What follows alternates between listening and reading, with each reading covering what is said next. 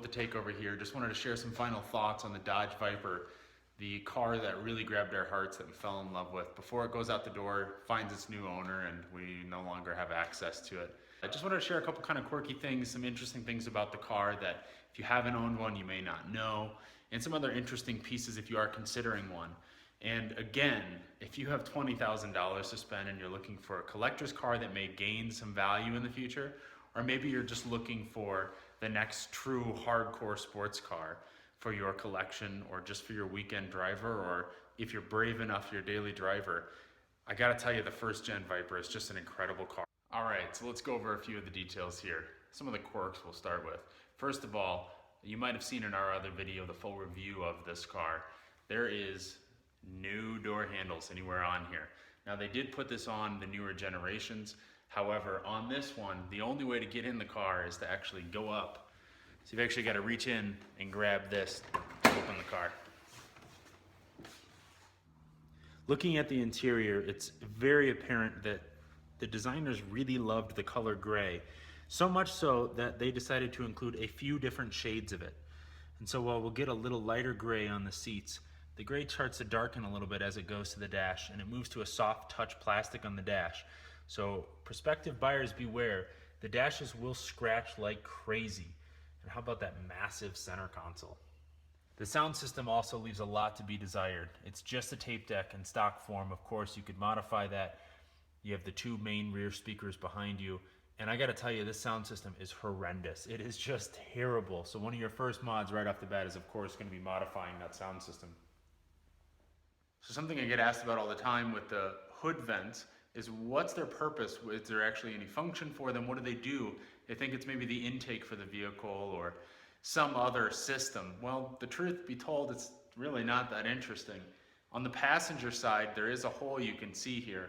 This is actually just for the HVAC system. So it's just to get fresh air into the car, which I find very comical considering the car doesn't have a roof. So not sure why you need to have an intake there. The other side does nothing. It's just part of the hood, and there's a little drain hole if the water gets in there. But these don't really do much as far as functioning. And on the first gen hoods, you don't even have these front vents or the NACA duct that's very familiar on the Viper. So the frame, of course, in this vehicle is comprised of aluminum and steel, and the whole body is fiberglass. And what's more is safety is not really a main concern for Dodge of this era Viper. And so as you can see, you're not gonna be getting any airbags either with this vehicle. All right, who doesn't love crisscrossing wiper blades? One thing I always get a kick out of is showing people under the hood of the Viper, because people are always in awe of the 10 cylinders of Fury. Nice big old V10 in there. And when you start to inspect it further, you realize it's actually a fairly simple motor. Most of the parts are parts pulled off vans and other Chrysler and Dodge vehicles. One of the first things that people point out is the fact that the computer sits right behind the passenger side front wheel. And guess what? Water probably could splash all over that, as would rocks and dust and everything else. Very, very interesting that they would place that there. I think this is another excellent area up by the cowl on the front windshield to look at how this car is really put together. Interestingly enough, you see a bunch of body shims placed between the main section and this kind of finishing piece here.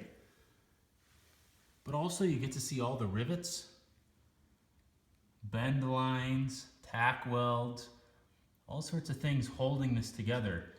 It really kind of looks like a kit car underneath the skin. Now you never know this from looking at it at the outside. But if you watch our other video, you'll see we talk a little bit further about this. It truly is a kit car. So what we're looking at here looks like a turkey baster bulb. And what this is you actually squeeze this. And in turn, that pumps up your lumbar support. This will actually start to expand. And to release it, there's a little machined metal knob that you unscrew. Now, of course, you have your standard seatbelt that comes out of the B-pillar, or what we would consider a B-pillar, that crosses over your shoulder and your lap. Oddly enough, if you dig in the car a little bit, you'll find it has a secret lap belt stuffed under the seat, but only on the passenger side. This is a child seat restraint. Something else not a lot of people are aware of is that these wheels are actually 6 lug wheels. Now there are a couple reviews on the internet talking about tires specifically for this vehicle. There's only a few brands that make only a select couple of sizes that are applicable for this car. So your options are very limited. However, the cheapest way to get around this is to not use the 17-inch wheels. If you still want an OEM wheel set, go buy the 18-inch wheel set. It opens your world up a little bit and changes your single tire price from a $600 range down to a $300 range. Oddly enough, if you do end up purchasing one of these, don't be frightened by the car insurance.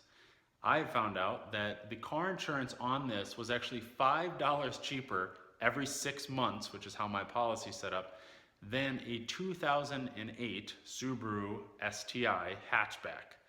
Now, there's a lot more of those on the road. There's probably a lot more of them getting crashed, but really surprised to find that full coverage on this was cheaper than a Subaru.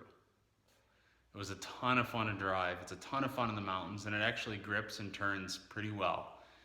It will be missed, and I think that if you have $20,000 and you're considering some sort of sports car in your future, this is an incredible buy right now while the market is at its lowest point we've seen ever. Could it dive a little bit further? Maybe. I don't see it though. I see values coming back up for good condition cars. The ones that have been only owned by a few people, haven't been destroyed, haven't been seriously modified. If you just want to go through a ton of power down though, do not buy a stock Viper.